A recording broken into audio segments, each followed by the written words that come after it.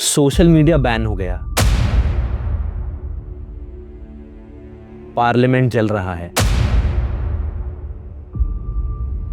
Prime minister resign कर चुके हैं और नेपाल की सड़कों पर कब्जा है जेन ज़ी का। ये सिर्फ फेसबुक और इंस्टाग्राम का इशू नहीं है, ये एक पूरी जनरेशन का गुस्सा है जो अब सरकार के सामने खड़ा है।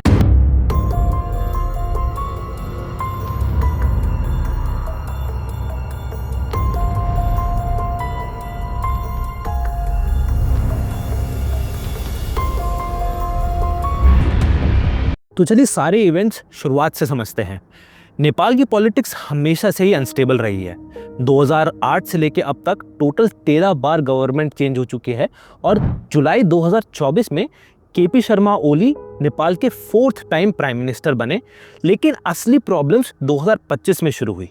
जनवरी 2025 में गवर्नमेंट ने सोशल मीडिया बिल 2081 इंट्रोड्यूस किया। इसके हिसाब से सारे सोशल मीडिया प्लेटफॉर्म्स को नेपाल में रजिस्टर करना होगा, अपने लोकल ऑफिसेस खोलने होंगे, कंप्लेंट ऑफिसर अपॉइंट करना होगा और एक ऐसा सिस्टम बनाना होगा जो कंटेंट को रेगुलेट कर सके। और इसके ठीक 8 महीने बाद अगस्त 2025 में कैबिनेट ने एक ऑर्डर पास किया जिसके हिसाब से इन सारे प्लेटफॉर्म्स के पास सिर्फ 7 दिन थे अपने आप को रजिस्टर करने के लिए। टिकटॉक और वाइबर जैसी कुछ ऐप्स ने इनको फॉलो किया और अपने आप को रजिस्टर किया नेपाल के अंदर। लेकिन big apps like Facebook, Instagram, Twitter, Reddit, इन्होंने इसको सिंपली इग्नोर कर दिया। और फिर 4 सितंबर को गवर्नमेंट ने 26 सोशल मीडिया प्लेटफॉर्म्स को बैन कर दिया और इसके ठीक 4 दिन बाद 8 सितंबर को काठमांडू की सड़कों पर आग लग गई।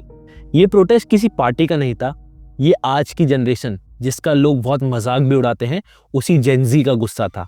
हजारों स्कूल, कॉलेज स्टूडेंट्स और यंग प्रोफेशनल सड़कों पे आ गए अपनी फ्री स्पीच को डिफेंड करने के लिए।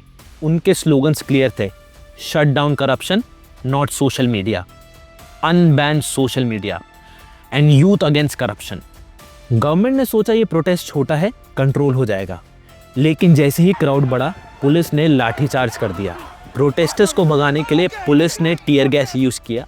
लेकिन उसके बाद सबसे बड़ी गलती हुई, पुलिस ने क्राउड पर रियल बुलेट्स फायर कर दिए। सिर्फ एक ही दिन में 19 लोग मर गए और 300 से ज़्यादा लोग घायल हो गए। काठमांडू और भक्तापुर में इनडेफिनिट कर्फ्यू लगा दिया गया, एयरपोर्ट बंद हो गए, इंटरनेट स्लो कर दिया गया। गवर्नमेंट ने सोचा कि यूथ की आवाज़ को दबाया जा सकता है। वो बोलते हैं ना, जिस चीज़ को ज़्यादा दबाया जाता है वो चीज़ और भड़कती है। यहाँ भी कुछ ऐसे ही हुआ। सरकार की कोशिश उल्टी पड़ गई। जैसे ही गोलियां चली भीड़ और ज़्यादा भड़क गई। स्टूडेंट ने रिटेलिएशन में सरकारी बिल्डिंग्स को टारगेट किया। पार्लियामेंट की बिल्डिंग को आग लगा दी गई। सुप्रीम कोर्ट और सिंगा दरबार के पार्ट्स जला दिए गए। प्राइम मिनिस्टर और प्रेसिडेंट के ऑफिशियल रेजिडेंस पर अटैक हुआ। शेर बहादुर और प्रचंदा जैसे सीनियर पॉलिटिक्स के घर पर भी क्राउड चढ़ गया। ये सिर्फ प्रॉपर्टी डैमेज नहीं था, ये एक सिंबॉलिक अटैक था उन इंस्टीट्यूशंस के खिलाफ जो करप्ट और टूथलेस हो चुके थे। और इस प्रोटेस्ट की सबसे खास बात, ये प्रोटेस्ट स्टूडेंट्स का था जिसका कोई लीडर नहीं था, ना कोई पॉलिटिकल नेता, ना कोई यूनियन बॉस, सिर्फ यूथ। ये एक दूसरे को टिकटॉक, इंस्टाग्राम और डिस्कॉर्ड जैसे ग्रुप से इन्फॉर्म कर रहे थे सिचुएशन का कि कहाँ आना है और क्या करना है। वीपीएन यूज़ करके इन्होंने बैन होने के बावजूद अपने मैसेजेस को एम्पलीफाई किया। सुदान गुरुंग और हामी नेपाल जैसे एनजीओज ने इसको सपोर्ट ज़रूर किया, लेकिन ये आंदोलन पूरी तरह से जनता का था। इसका एक क्लियर मैसेज था कि नेपाल की नई पीढ़ी अपनी आवाज़ उठाएगी, जहाँ गलत हुआ वहाँ बजाएगी। हालात इतने ज़्यादा ख़राब हो गए कि अर्ली मॉर्निंग 9 सितंबर को सोशल मीडिया बैन को हटाया गया और इसी के साथ होम मिनिस्टर ने रेजिग्नेशन दे दिया। बढ़ते हुए प्रेशर के कारण प्राइम मिनिस्टर ओली को भी रिज़ाइन करना पड़ा। आर्मी ने वार्निंग दे दी कि अगर हालात ज़्यादा ख़राब हुए तो वो इंटरवीन करेंगे, लेकिन इसका कोई फ़ायदा नहीं हुआ। प्रोटेस्ट अभी भी चल रहे हैं।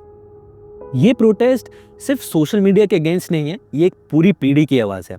नेपाल की यूथ की डिमांड्स बिल्कुल क्लियर है। पहला, ये सरकार रेजिग्नेशन दे। जिस सरकार ने अपने लोगों पर गोलियां चलवाई, उस सरकार का कोई अधिकार नहीं बनता कि वो लोगों को गवर्न करे। और दूसरा, जो भी लोग जिम्मेवार हैं ऊपर से लेके नीचे तक लोगों पे गोली चलाने के लिए, उन पे सख्त से सख्त कार्रवाई हो। तीसरा, करप्शन और नेपोटिज्म को खत्म किया जाए। जो भी नई सरकार बने उसमें कोई भी प्रिविलेज अपनी फैमिली या अपने किड्स को ना दी जाए। और चौथा, एक ट्रस्टवर्दी इंटरिम सरकार बने जिसमें यूथ का रिप्रेजेंटेशन हो। ये एक ऐसी सरकार हो जो यूथ के बेटरमेंट के लिए काम करे। ये डिमांड सिर्फ स्लोगन नहीं है, ये एक नई जनरेशन का ब्लूप्रिंट है जो अपने देश को नए नेपाल में बदलते हुए देखना चाहती है। ये मूवमेंट सिर्फ नेपाल का नहीं है, ये पूरी दुनिया के लिए एक लेसन है। जब गवर्नमेंट अपने लोगों से डिस्कनेक्ट हो जाती है, जब सिस्टम को करप्शन और नेपोटिज्म खा जाता है, तब एक नई जनरेशन उठती है पूरे सिस्टम को बदलने के लिए।